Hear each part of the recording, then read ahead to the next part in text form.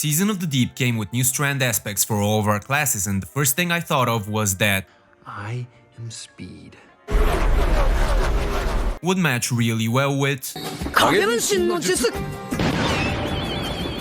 And voila! Turns out this is one of the most fun builds I've ever had my hands on, and I just had to share it with you. No clickbait, using this build you will never need to reload, you will have access to blinding on kills, your own personal shadow clone, and 2 charges of the best crowd control grenade in the game. Fun fact, this build was actually voted on by our community. Strand is absolute juice this season, so kick back, hit the like, and let me show you why. Let's start with the exotics. We'll be using the seasonal exotic auto rifle Centrifuge and the exotic leg armor Frosties. The Centrifuge is a 450 RPM auto rifle with the perk Overcharge Capacitor. Sprinting, sliding, and firing builds up a bar on your left, which increases the range and reload speed of the gun. Kills with high charge will cause arc explosions, and a kill with maximum charge will enhance the explosion, causing it to also blind surrounding combatants. Centrifuge also comes with the perk Regenerative Motion that gradually reloads your magazine while you're sprinting. Important side note is that sprinting in one spot, also known as running into a wall, will not work with either of these perks. Now back to the video. As you can imagine, this auto rifle works perfectly with the Hunter Exotic Frosties, which has the perk Rapid Cooldown that increases your ability's recharge rate while you are sprinting. Dodging will also increase your sprint speed for 10 seconds. The ability Regeneration is an absolutely massive 100% as per like GG, and that goes on top of any other cooldown reduction buffs you may have. Both of these exotics already work like a dream together, but we're just now about to get spicy. On top of this, we'll be using the new Strand aspect Threaded Spectre, activating your Hunter Dodge will leave behind a shadow clone woven of Strand matter, which attracts enemies' attention and aggro. Once it takes enough damage, or if enemies get close enough to it, it will explode, dealing damage and spawning 2 threadlings from its location. For the second aspect, Widow Silk will provide an extra grenade charge that will be great with the Shackle Grenade, which will suspend enemies caught in its radius. For this build, going with Gambler's Dodge will be the play, as it will replenish your melee when you dodge near enemies. These are all of the main pieces of the build. Playing this effectively requires you to move quite a lot, but in return the ability uptime is incredible and you're honestly kind of hard to hit. You will run around to get your overcharge capacitor going. Killing enemies will result at first in an arc explosion, and once you get it going fully, it will blind enemies. Throwing your grenade will suspend a lot of combatants once they've started funneling through, after which you can throw your melee, which will hit multiple enemies on a single cast, then you can just dodge to throw it again. Running around some more will give you your dodge back, and most enemies who are not suspended and taking damage from the melee should be focusing on your shadow clone. The threadlings which come out of it will be a nice damage bump. While running, you're really hard to hit, so use this to your advantage. One thing of note is that reloading Centrifuge will reset all of the overcharge capacitor stacks, so you will find it better to run around for reloads instead of manually reloading, as it will keep your perk going, allowing you to keep on blinding enemies. The times I have died were the ones where I was just sitting in one spot strafing instead of using this build's moving parts to my advantage. I'm saying that to say, just make sure you run around like Sonic. For fragments, we'll be using a fairly typical setup of Thread of Continuity, which increases the duration of Strand debuffs, including Suspend of course. Thread of Warding, which will give you Woven Mayo after you pick up an Orb of Power. Thread of Mind, which grants you class ability energy when you defeat suspended enemies. And Thread of Generation, which will give you grenade energy when you deal damage. This combination of fragments will ensure your abilities will stay topped off. There might be short periods of time when you don't have every single ability up, and that's when you run around for Frosties to take effect. As long as your dodge is up, you are fairly safe since the Shadow Clone pulls enemy aggro and explodes when it's approached. This clone is so attractive that it will even pull bosses towards itself, so don't be afraid to get wacky with it. Defeating 2 suspended targets should bring half of your dodge ability back, and in most cases you will have more than 2 enemies suspended. Also, don't forget that you can catch your melee when it returns back to you to get some melee energy back, and now after its damage buff, it's not a bad at clearing too, so use it to your advantage. You should now be seeing some footage I took of the final boss room of the newest dungeon using this build. I was not trying to complete the encounter, more to just show how much survivability can come with this build. Solo. As you can see, the aspect, grenade, and melee are putting in work. That's without even using the blinding aspect of the auto rifle. This is getting to be a little long-winded, so let's move on to the armor mods. The helmet will not feature anything special, just an arc siphon, heavy ammo finder, and hands-on. Only the siphon mod is actually crucial for the orb generation. You can even use double hands-on since you'll be spamming the melee melee quite often. The arms will absolutely need Focusing Strike, which will give you dodge energy when your melee does damage, and Heavy-Handed, which will give you an Orb of Power every time you get a powered melee kill. You can also slot Impact Induction for grenade cooldown on melee hits if you have the energy for it. The chest should just have all the resistance mods you will need for your activity of choice. I know, no armor charge? Shock,